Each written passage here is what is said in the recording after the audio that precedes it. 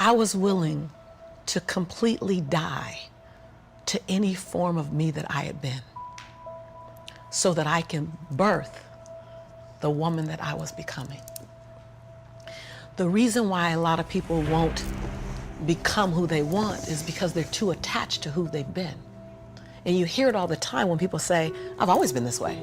Okay, well, if that's working for you, keep doing that. I knew it wasn't working for me any longer. I had hit my version of rock bottom. So I was willing to let go of everything and everybody. See, another reason why people won't get there is because the doorway is for you to fit through. You trying to carry everybody else through because you're trying to be Rescue 911. And you got to rescue you first. I am much more valuable to my family and to my community because I was willing to let them go through the door myself, teach myself, learn myself, condition myself, and then come back and get them. Because I was willing to inconvenience my entire life. My entire life. I was willing to disrupt my entire life to buy my future, to buy my possibility, to give my dream a chance. See, we're not supposed to tuck our dreams in on the pillow when we get up in the morning.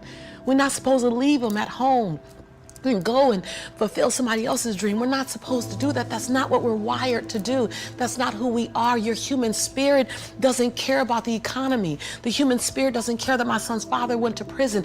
The human spirit doesn't care what's happened to your family. The human spirit doesn't care about the past. You may have been molested, or your family may have been broke, or you may have been betrayed, or you may have a divorce. Your human spirit doesn't care about any of that. Your human spirit simply says, what's our command for tomorrow?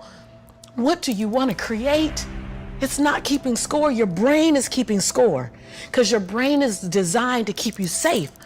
Your soul, your intuition, your human spirit is designed to make you soar. When you get to the edge, your brain will always tell you to step back. It's always going to tell you to step back because you can fall. Always. It's going to tell you to step back because before you fell, the last time you did this, you saw someone else fail. You could hurt. You could be off work. It's going to tell you. It's designed to keep you safe. So you have to be willing to play between your brain and your soul. And on some days, you got to just listen to your soul. And you got to say, I'm going to leap. I'm going to get to the edge. Most people are at the edge, and you're standing at the edge, and you're watching everyone else fly. That's Pimp My Ride, Watch My Crib, all this stuff. You know, watching people's lives on Facebook. You're at the edge, watching someone else live, wondering what it's going to be like when you jump without ever jumping. And I'm just here to tell you, jump. Because only three things can happen. You're either going to jump and fly, or you're going to jump and fall on something soft, or you're going to fall down hard. Either way, you're going to get back up. You already know you got what it takes to get back up. Your greatest fear is not that you will fall. Your greatest fear is that you will live a full life and never fly, that you never leaped. You're not afraid of dying. You're afraid of dying before the world sees who you really are, before they really get your fingerprint, before they really feel your breath, before they really get your contribution, before they really feel you. That's what you don't want to happen. You don't want to leave this place without us knowing you were here. All I'm doing is giving my dream a chance. And I'm not extraordinary. You don't get off the hook. You don't get to be let off the hook. I'm an ordinary woman who chooses every day to make one more extraordinary decision. And I just tell you guys, I'm that same girl who ran track for Dorsey High School, who struggled to get through high school, who got kicked out of college because I couldn't afford to stay. That was on government. I'm that same girl. I'm that same girl. I don't forget her. I'm also that same woman who runs a multi-million-dollar business. I'm also the same woman who has 7 bestsellers. I own both of those. I own all of it. I don't shrink to my greatness, and I don't live in my saga and my sorrow.